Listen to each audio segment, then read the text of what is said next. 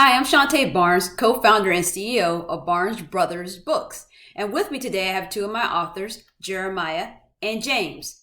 We're going to do Let's Read Aesop's Fables. But before we get into the fable today, let's go over a few key vocabulary terms. Theme. Theme is the message or the lesson that you learn from the story.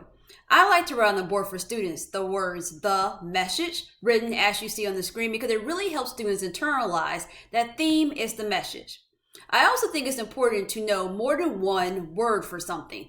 So moral is a synonym or the same thing as theme. So you'll hear us use both of those terms. What's the moral of the story? What's the theme of the story? They both mean what is the lesson of the story? What is it that I'm supposed to learn that I can apply to my life from the story? And we like to play a little game with this.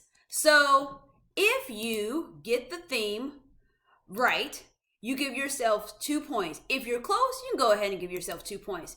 If you come up with a different answer, you can give yourself 1 point. I always tell students that if you come up with another theme that matches the events of the story, that's okay because a story can have more than one theme. So let's get into today's story. Today's story is called The Crow and the Pitcher.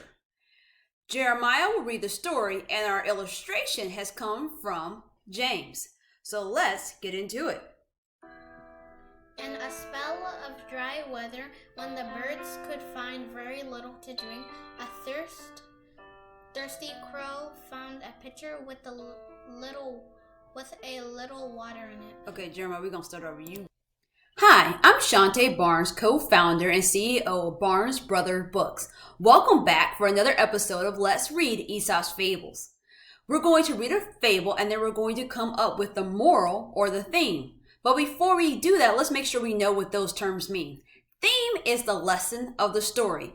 I like to write on the board for students back when I was the English teacher the words the message, written just like you see on the screen there, because it really helps students internalize that theme is the message, it's the lesson, it's what you're supposed to learn from the story and apply it back to your life. But a synonym for the word theme is moral, because moral is also the lesson of the story.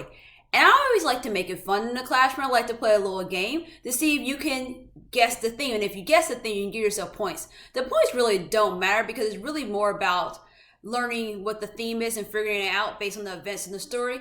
But there's nothing wrong with a little bit of competition. So here's how it works. If you get the theme correct, or you guess a theme that's really close, give yourself 2 points. If you come up with another theme from the story, give yourself 1 point, because I always tell students that a story can have more than one lesson. So if you come up with a different one than the one that we provided at the end of the story, you can give yourself 1 point only if it's based in what happens in the story. So let's get into our story today.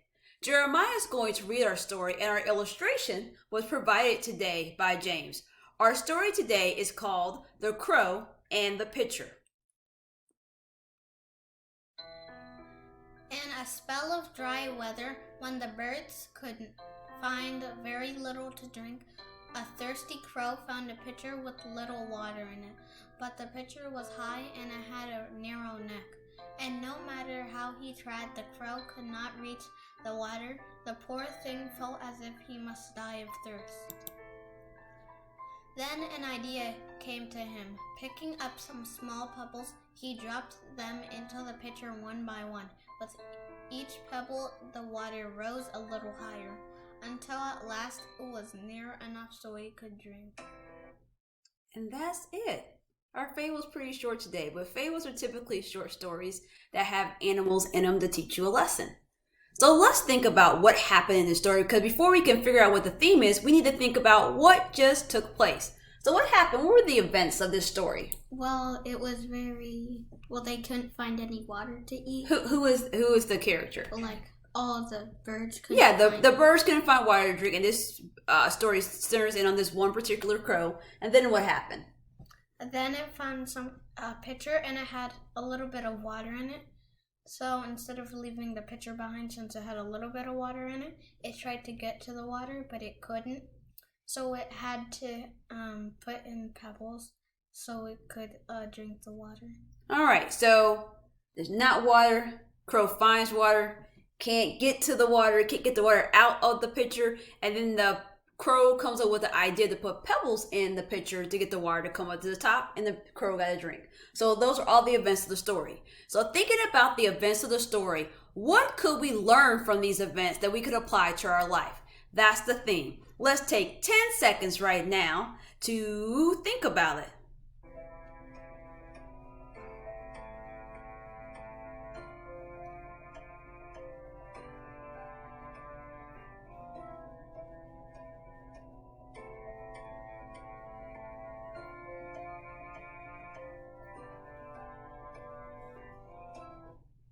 All right, let's see what Aesop said the theme was. In an emergency, a good use of our wits may help us out. All right, what is wits? What does that mean? It means knowledge or wisdom. So if we were going to rephrase this in an emergency, or if we're having a crisis or we're in trouble, right? A good use of our knowledge may help us out. So it's saying that the crow was smart, right? Mm-hmm. So what did the crow do that was smart, that showed that the crow put pebbles in the pitcher, so the pitcher with the water would get higher in the pitcher until it could drink the water. Right, so that's how he uses wits. So we said that we're going to take the lesson and apply it to our lives. So if we're in trouble and we have an emergency, we really have to stop, we have to calm down, and we have to use our smarts, and that may help us out. And I like how it says may, because sometimes everything doesn't always work out, but it could work out if we stopped and used the knowledge that we have. Because when we get an emergency, sometimes we get frantic and we get panicked and we don't know what to do, but we just need to pause, because what would have happened if this crow just went on and on and on with no water? What would happen to the crow? It would die. It would die. And so if you get so caught up in, oh, I'm going to die, oh, I'm going to die, oh, I'm going to die, and you're not thinking and using your brain, it's definitely going to lead to tragedy. But we have to stop, take a few breaths, calm down, and use our wits. And right now, the coronavirus pandemic is going on, and I know a lot of us are panicking, but we just have to calm down, pause, use our wits, and we can get through this.